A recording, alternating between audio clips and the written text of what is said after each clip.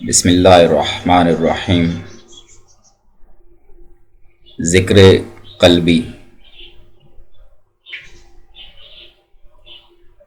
ارشاد نبوی صلی اللہ علیہ وسلم ہے کہ جسم کے اندر گوشت کا ایک لوتھڑا ہے، اگر وہ درست اور صالح ہے تو سارا بدن صالح ہے، اگر وہ فساد زدہ ہے تو سارا بدن فساد کی لپیٹ میں آ جاتا ہے۔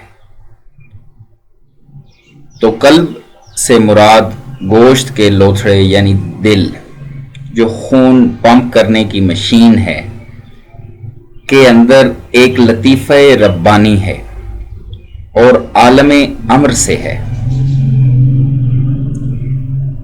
لطائف، جس طرح بدن کے اعضائے رئیسہ ہیں، اسی طرح روح کے اعضائے رئیسہ ہیں۔ بدن مادی ہے، اعضاء بھی مادی ہیں، مگر روح عالم امر سے ہے، لہٰذا اس کے اعضائے رئیسہ بھی عالم امر سے ہیں۔ ان کو لطائف کہا جاتا ہے۔ حضرت مجدد الفسانی رحمۃ اللہ تعالی علیہ اپنے مکتوبات میں تحریر فرماتے ہیں کہ انسان 5 نہیں 10 چیزوں سے بنا ہے۔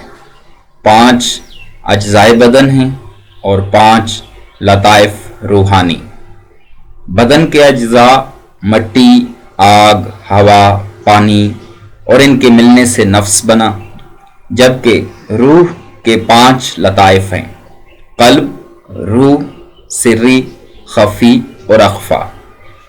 یہ 5 لطائف ہر روح میں موجود ہیں اور انہی میں انوارات کو قبول کرنے، محسوس کرنے اور کیفیات پانے کی استعداد ہے۔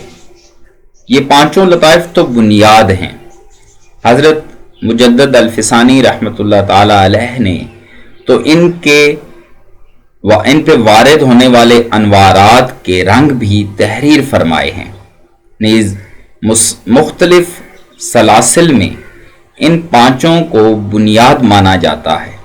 اپنے ذوق کے مطابق بعض نے لطائف بیان فرمائے کہ 7 ہیں اور بعض کے نزدیک 11 بھی ہیں۔ یہ توجیحات ذوقی ہیں، یعنی کشف و مشاہدہ اپنا اپنا ہے، لیکن سب کی بنیاد یہی 5 ہیں، اور پھر 5 کا حاصل بھی ایک ہے، لطیفہ قلب، کہ سب اذکار کا حاصل آخر اسی کی روشنی اور جلا ہے۔ ہمارے ہاں سلسلہ نقشبندیہ اویسیہ میں 7 لطائف پہ ذکر کرایا جاتا ہے، جن میں 6واں لطیفہ نفس ہے، 7واں لطیفہ سلطان الاذکار، نیز ان کے مقامات بیان ہوئے ہیں، اور یہ اختلاف اپنے اپنے ذوق اور مشاہدے پر مبنی ہے، ورنہ منزل سب کی ایک ہے، اور شرعی حدود کے اندر رہتے ہوئے رائے کا اختلاف باعث برکت ہوا کرتا ہے۔ الحمدللہ ہر آدمی کا اپنا مزاج اور اپنا ذوق ہوتا ہے، کسی کو ایک طریقہ زیادہ مفید ہے تو کسی کو دوسرا۔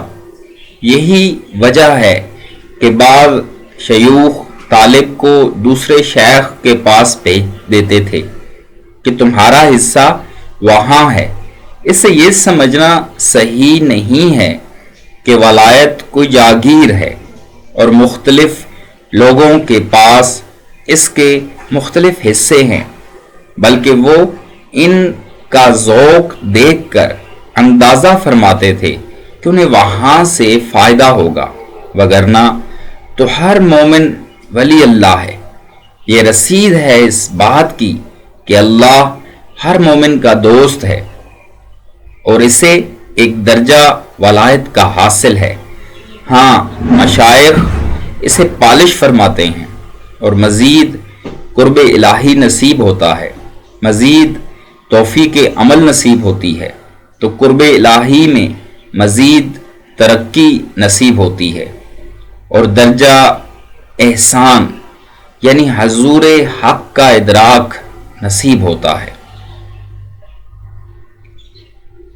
اللہ تبارک و تعالی سے دعا ہے اللہ تعالی ہمیں صراط مستقیم سمجھنے، اس پہ عمل کرنے اور تا دم آخر صراط مستقیم پہ قائم رہنے کی توفیق عطا فرمائے، آمین یا رب العالمین۔